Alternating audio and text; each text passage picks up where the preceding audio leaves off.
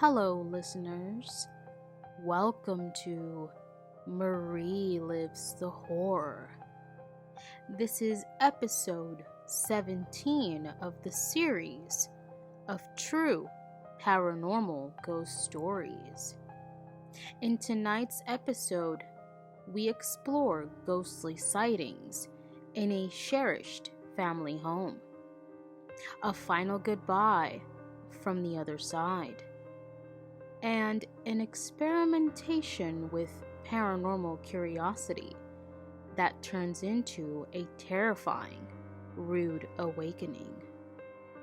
So without further ado, step into my horror chamber as we live the horror together. Number 1. My dad's house. So, we moved into my dad's house in 2012, and we definitely all agreed that there was some type of ghost/spirit among us. We all had our own interesting stories, but it didn't become clear until about 2015. My older brother just moved out, so I moved into his room in the basement. This is usually where we felt weird things or had weird encounters.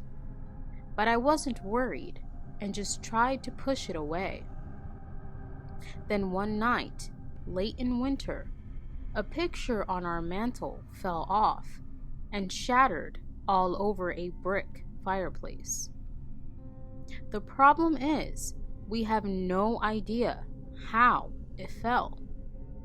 Since we live in Colorado, we did not have the windows open, so a draft did not blow it over. At the time, we had no pets, so it couldn't be them knocking it over. It had been on the mantle for a while at that point, so we were extremely confused. The part that got me was that it was my mom's picture on the mantle. My mother passed away when I was a young kid, but we always kept her picture there. I immediately became convinced that there was someone or something else in this house. We didn't have much other experiences for a while, until last summer. Me and my girl came home around 10 p.m. Everyone was in bed, and the house was dark and locked up. We made our way downstairs and went to sleep. I had to get up around 5 a.m. to go to work. I got up, go downstairs to get some coffee, and I noticed a candle was on in the living room. Since it was still dark, I could see the flicker of the flame. I immediately became suspicious because I was the last person in bed, and I know the house was dark. So I turned the corner to look for the candle, and when I first see it, the candle goes out, and I saw smoke rise from the wick. My heart is racing at this point. It's early, but it got me so scared. So, I go over to the candle, and it had completely burnt through the side of the candle. Wax had spilled all over the entertainment set, and it made a mess. I had to leave fairly quick, so I made sure it was burnt out, and then I left. About an hour later, I call my dad, who would normally be getting up, and tell him the whole story. He proceeds to tell me that they couldn't even get that candle to light the night before. We were both pretty shocked. There is a possibility that the candle was barely lit and proceeded to gain momentum in the night. But I have no explanations as to why it went out right when I turned the corner, or how that picture fell off the mantle. Thanks for reading. I do not live at this house anymore, but I have never experienced things quite like that place. There was always a suspicious energy surrounding it, and I'm fully convinced something was among us. I like to believe it was my mom, and she was just telling us she was there.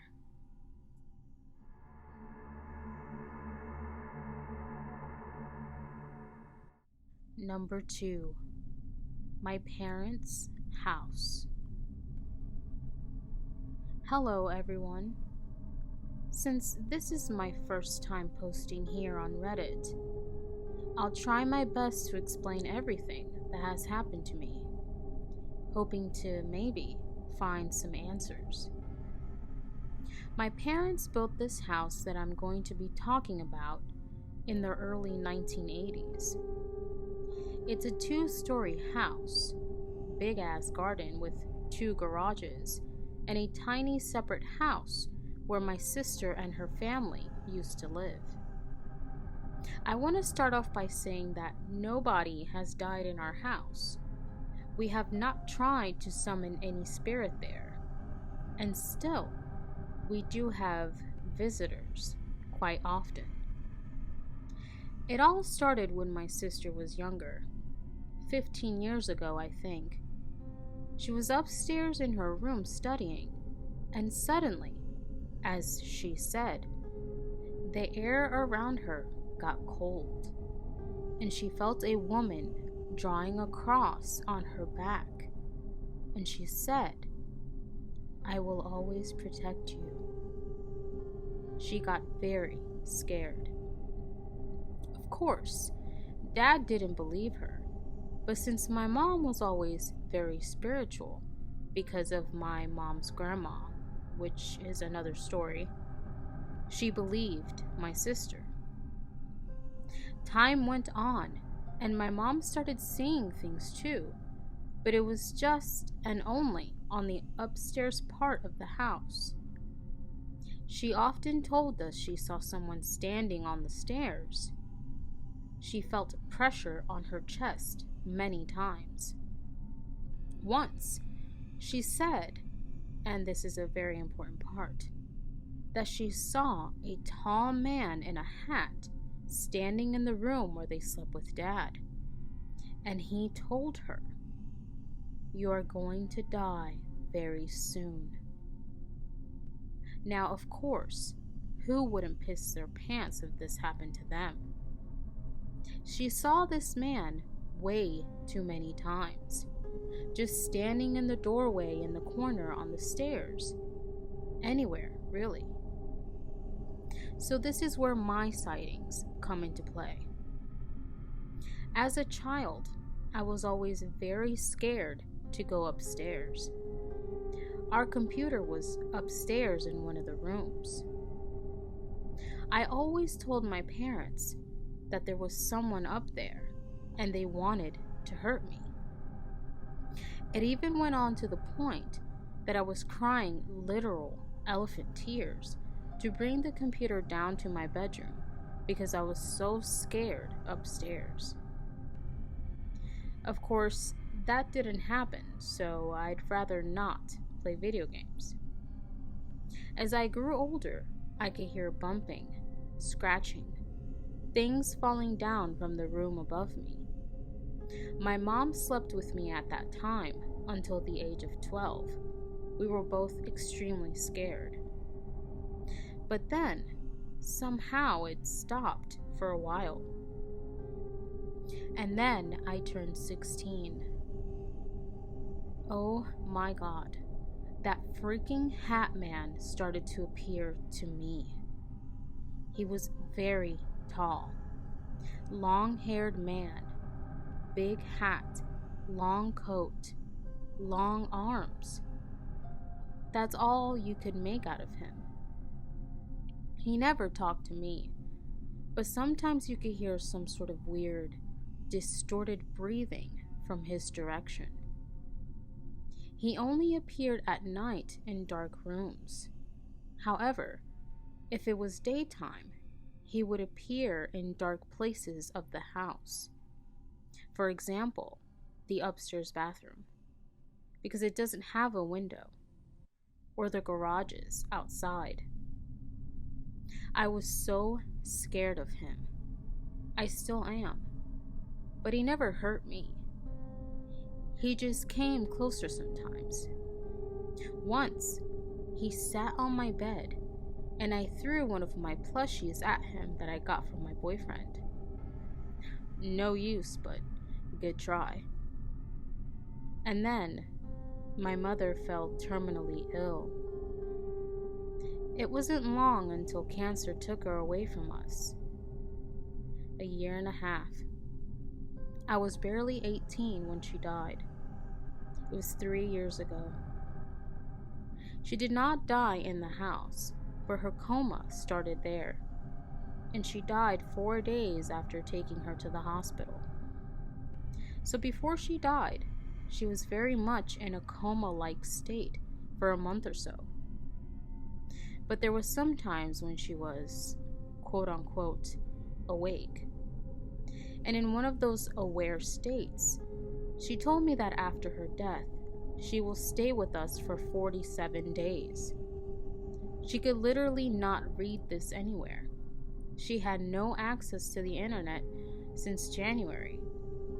She died the 28th of March.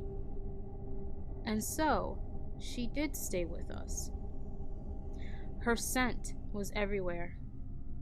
She woke us up every night, the exact time she died. She said goodbye to me the night she died. I could feel someone touching my cheek when she left, then immediate panic and sorrow right after. I know she was there with us after her death, but I also know there were other spirits that were lingering around us too. When she left us, me and my sister noticed more and more weird things happening. The lamp moving by itself, left and right. Things falling down. Literally banging on the ceiling, on the walls, on the floor, anywhere. I know there's something very wrong with our house. I have moved out since then, but I can sense spirits. But I don't really understand how the other world / spirits, ghosts, anything work. Nothing bad has happened in our new house where my boyfriend and I live. I am just scared that the Hat Man might come back. Does anyone know what this entity could be, or what could have happened in my parents' house?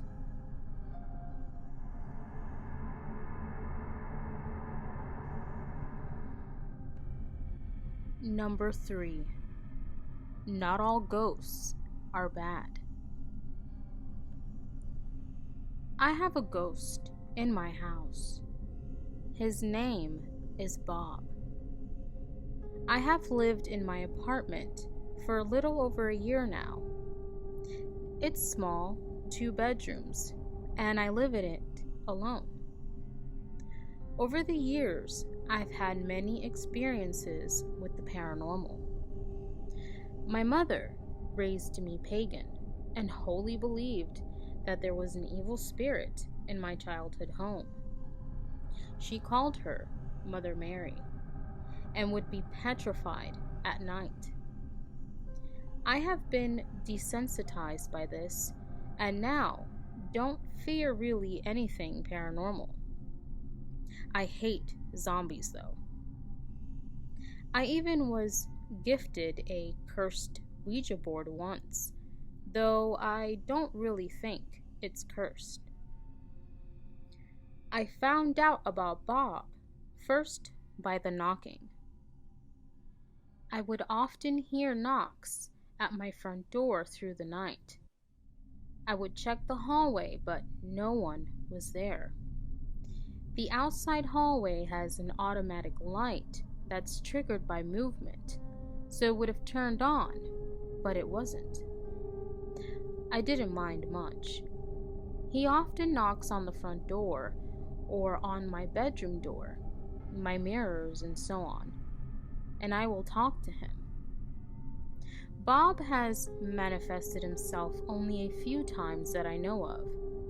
Once in the darkness, when I had my boyfriend over. I walked over to my bed to hop in next to my boyfriend, only to be confronted by Bob's shadowy presence in front of me, blocking the light that came from behind him. He was about 5'7" and was slim built. He vanished in seconds. My boyfriend was so startled he wanted to run or call the police. I'm like, no, that's just Bob. The other time I think he might have fallen down or something. Bob's knocks are very normal, but I heard a huge bang right behind me in the kitchen, even feeling the vibrations. My grandmother, who was sitting in the lounge room, asked me if I had fallen over. I responded with, "No, I think that was Bob. He's not usually that loud." The only thing scary that has happened was the day of the shooting. It was a normal night for me. I had gotten home from work, changed, and got on my PC for some game time. A few hours later, at 8:37, I know because I checked the time, I heard a crash come from my bedroom. I tore off my headphones, looked at the time, listened for intruders, and then went to investigate. My picture frame had somehow slipped off the nails that held it to the wall. Somehow. I didn't think much of it until later, around 9:30ish, when I received a dozen phone calls from my relatives asking if I was okay. I answered my grandmother first. She told me there had been a shooting outside my workplace an hour ago, a man gunned down by police. I told her I was fine and that I was home and safe, as I did with all of my other relatives as their calls flooded in. It was that night when things started to go haywire with Bob. He would tip over bottles that I knew I had set down on a stable surface. He would close doors, move things that I know I didn't touch, like books and folders I had on my art desk. I felt a sadness in the house, as if something was physically tugging on my emotions. I knew Bob had to be sad.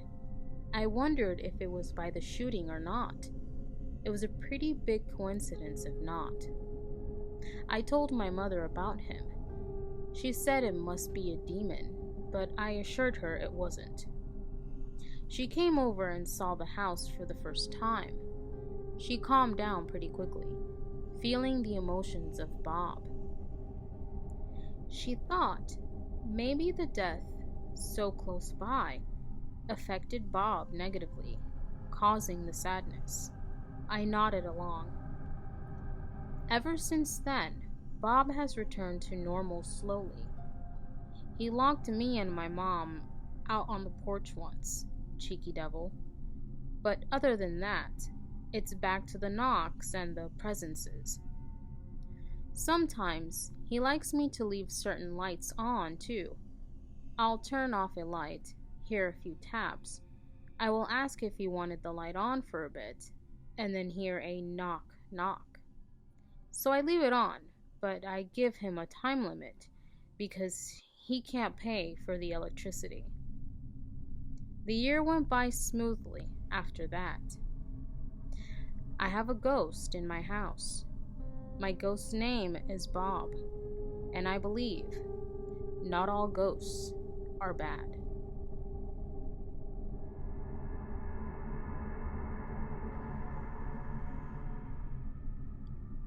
Number 4. I simply want to share my experiences. I'm sorry beforehand. since I am typing this from my phone, and thankful to anyone who will actually read this. I had a lot of experiences in my home, but also outside of my home. The first experience was when my sister was not home and I was ready to go to sleep. I was around 7 or 8 years old. I heard scratching under her bed, but I thought it might be my cat. So I turned on the lights and nothing was there. Thinking I imagined it, I turned off the lights again, got ready to go to sleep, and the scratching was even more violent, and I heard a woman mumbling aggressively. Since then, I cannot sleep without my TV on, since it not only gives me light, but also covers my room in a sound I am familiar with. But even before that, when I turned 6 years old, the second I was alone, I felt like someone was following me. And that went on until I turned 14. Here's an experience that happened outside. I saw an old man standing in front of me. I would have seen where he went, no matter what, since it was near a crossroad with nothing that could hide him. Why ever I started staring at him and he started staring back, and when I blinked, he was gone. Though most of my experience happened at home, so I will list the ones that really stuck in my head. So far, it has been like 5 or 4 different beings. The first one is most likely the one that scratched under my sister's bed. But there was a second encounter. My bed is right at the wardrobe, and there's a TV on top of it. So I was on a phone call with my friends, and I suddenly heard heavy breathing from behind the wardrobe. Surprised, I pulled out my headphones and muted the TV, and it didn't stop. So I checked and nothing was there. There also seems to be something under my dining room table, but it feels rather calm, so I never bothered it. Then there's a white shadow, often looking into my room from afar, but it doesn't scare me since it seems rather calm as well. This one is the one that bothers me the most. So at night, the only light source is usually my TV. And almost every night, I see something staring at me from the corner of my door. It makes me feel extremely uncomfortable and very scared. There's also one all of my family members have met in some way or another. Usually, when there's a fight either between me and my mom, me and my sister and my mom, etc., it shows up and starts messing with our technology and makes our pets extremely uneasy. When our dog was still alive, he would suddenly wake up and bark aggressively, which he never did except for when he heard another dog barking. I am at a point where I don't know if I'm just imagining these beings or if they are really there. I pretty much grew up with most of these presences, but some of them came later.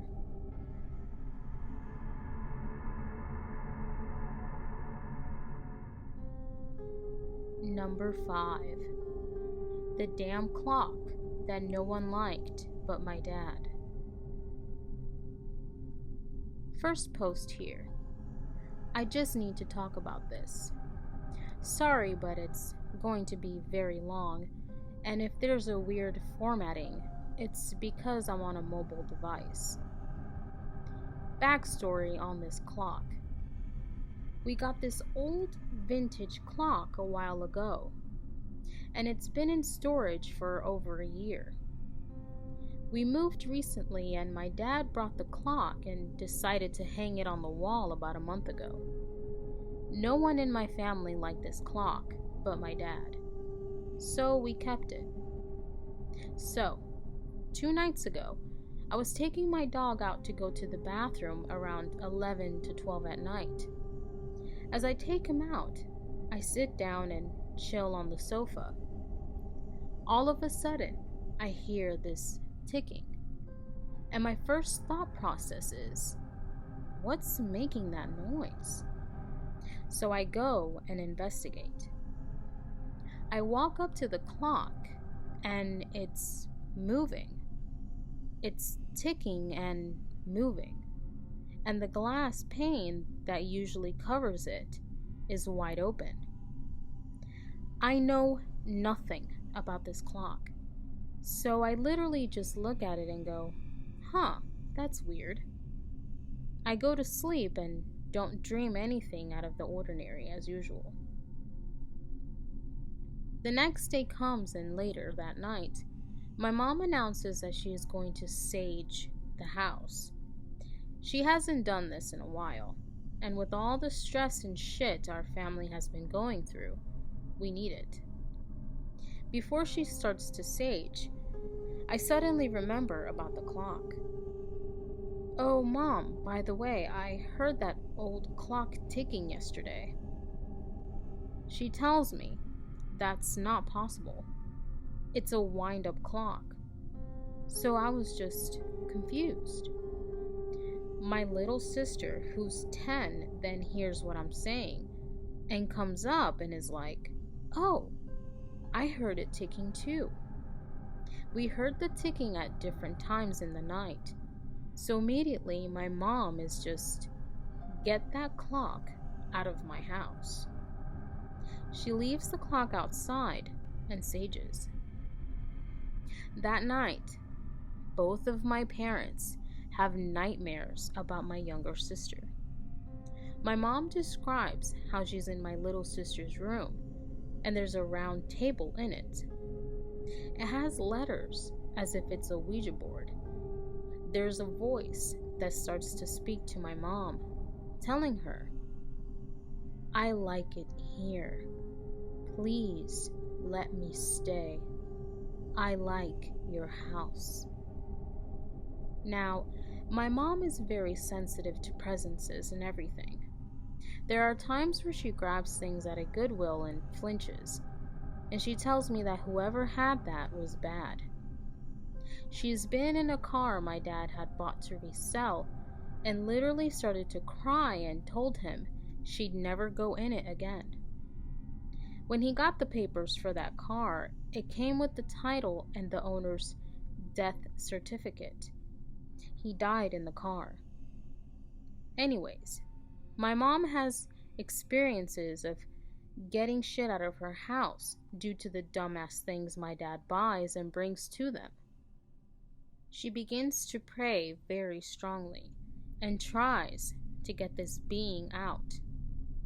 The thing comes back, and once again my mom gets him out, imagining as if she was burning him.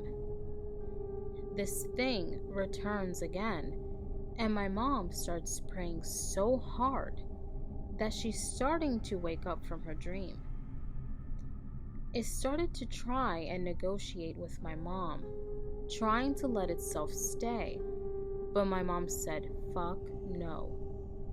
My mom has this thing where she imagines a beam of light coming out of the heavens, and that's what wipes shit away when she is really in dire situations. So that's what she did. That's where her dream ends. Eventually she wakes up, and her entire right arm is cold. My dad is now awake because he heard her chanting, and immediately my mom asks, "What time is it?" It's 3 a.m. The quote-unquote witching hour, you know? My mom starts to curse and say, "God fucking damn it," and tries to go back to sleep. After my dad had woken up, he goes to sleep and proceeds to have a nightmare about my sister. So today comes and my dad is going to get rid of the clock. He goes to work, putting it in his van, and starts to work on his van.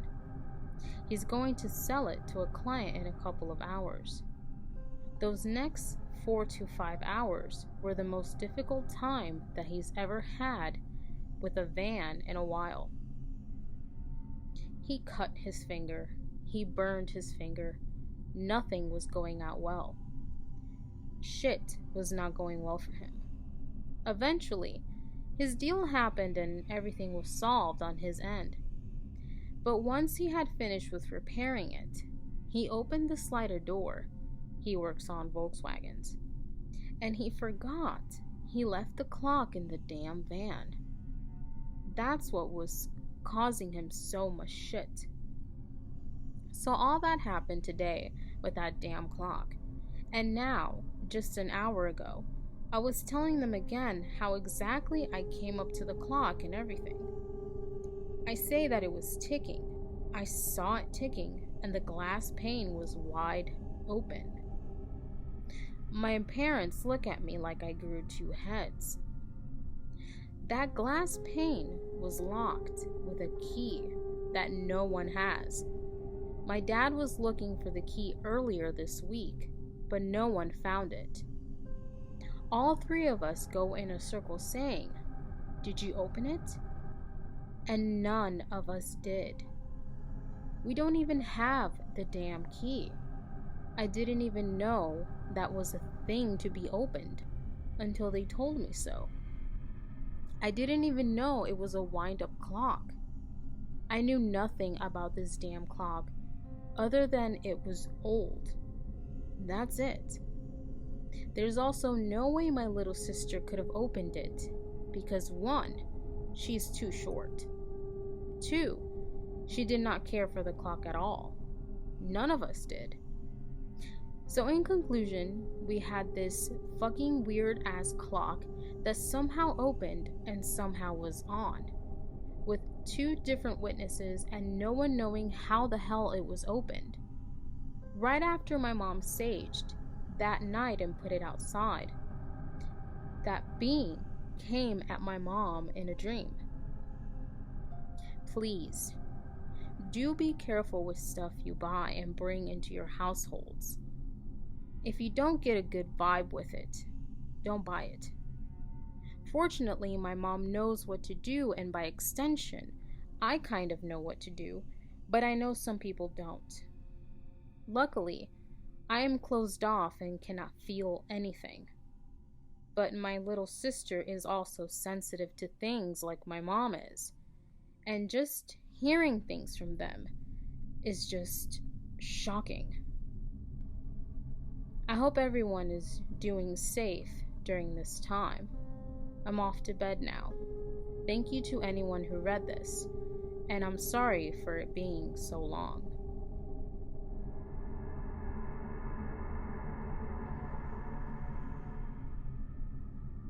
Number 6. I tried to talk to demons, and they might have answered. I tried to contact paranormal entities, and some not so fun things happened. So this is the time my friends and I decided to be extra dumb, and I say this because I want all who read this to understand that I, as well as my friends, now fully understand how dumb we were being. The important backstory for this is the location, Proctor Valley. Proctor Valley is in San Diego County and connects the towns of Otay and Jamul.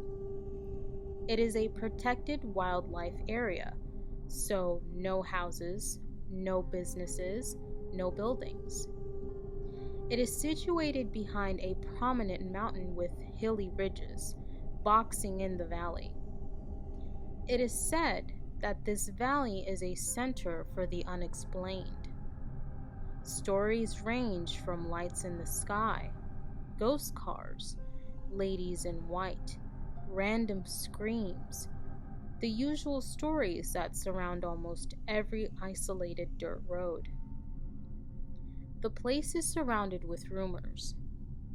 It is, however, in actuality a dangerous place, being situated closely to the US-Mexico border. It is a frequently used pathway for drug smuggling, and being it's on an isolated dirt road on the outskirts of a major city, other things tend to go down there. You have your usual terrible things like rape, carjackings, murders, lots of bad things. But one murder stands out: the apparent poisoning of a teenage girl in a blue floral dress, who was never identified, found barefoot on the side of the dirt road. Okay, now on to my experience. I had driven down the road late at night several times with friends for fun. The place has very few trees, let alone large ones. But about midway down the road, there's a very large tree hanging halfway over the road. This tree has always given me a bad feeling, so I never felt comfortable stopping there to explore. However, this night I was determined. I once and for all had to know if this place had something weird going on. I wanted my own experience, and I wanted it badly. I had dug up my family's old Ouija board and studied for weeks on the proper use of the board, how to get the results you want, the whole shebang. We purchased the correct candles and found the most pure salt we could find, and we drove out to the road. This ended up being a bit of an event, as about 10 people showed up. 4 of us used the Ouija board, 2 filmed, and 4 sat in lawn chairs. Once we all got ready, we began. I, being dumb and unoriginal, figured we should go straight to Demon Land and try to anger a demon and contact it. Which demon? Pazuzu. Again, I was dumb and unoriginal. Well, after we initially started, we heard what sounded like orchestral music being played. Being on a road, we figured it was another car driving down it in the distance, and would wait for it to pass to continue because it would be a bit awkward if someone drove by and saw a bunch of people summoning demons. We waited 25 minutes, and no car, no headlights, no noise besides the music. A bit confused, some scared, we continued. The planchette was moving, but based on the answers, someone had to be moving it. So when a random twig snapped and everyone jumped out of fear, I just stayed with my fingers on the planchette. One person, the person moving the planchette, got too scared and opted out. So I and 2 others braved on. I did my best to anger whatever could be out there, and to my surprise, we got a response. There was no more music being played, and the piece was moving. I asked, "Is anyone or anything here with us that would wish to communicate?" And the planchette moved to yes, in a slow, smooth way that honestly felt terrifying. It felt like it was being dragged across the board, not like someone was pushing or sliding it. With the confirmation of something wishing to speak, I moved to the next question. "Are you Pazuzu?" Same feeling as the planchette moves. To know. My heart sunk. I was thinking, okay, well, I got something biting. Let's see what it is. I see everyone is fixed on the board, eyes locked in. I ask probably the next logical thing most people would ask. Are you a good spirit? Then, the two phones that were being used to film turned off. They then wouldn't turn back on, and the planchette begins to move. It slides over to the letter G, and we all let out a big phew. Everyone was relieved it was going to spell good. It then, unsurprisingly, moves to O. More confirmation to us it's spelling out good. But then, it stopped. Nothing. No movement at all for over 5 minutes. It was telling us to leave. I asked, "Do you want us to go?" And as I finished the question, my friend drops to her knees. She is screaming and crying. I move the planchette to goodbye. I say it, and I rush to her and ask what happened. She said someone was walking over to us and pointed down the road. I looked down and all I saw was a cloud of dust roll off the road about 15 feet away. This was the most honest person I had ever known, and decided right then we were leaving. She described the person walking toward us as having dark hair, long limbs, but no distinguishing face features. They walked like a video game character glitching, with their stride definitely didn't match the pace at which they were moving, and their feet never seemingly touched the ground. When she looked at it, she said she felt every emotion she could ever have come over her. She equated it to the feeling of your family dying while you win the lottery on your wedding day. This was almost 2 years ago. My friend still refuses to go out at night. I tried a year ago, and she just cried in the car the whole time, saying he's getting closer. Yes, she has been going to therapy for this specific incident. I don't know what she saw that night, but I personally don't want to find out. I have not returned to that road since. I hid away the board and it went missing 6 days later to that day, along with the candles and books. If you made it this way, thanks. This is a true story. I really wish it wasn't. I honestly don't know what happened that night. I don't really want to know, but there is something there. I am currently looking for video of that night.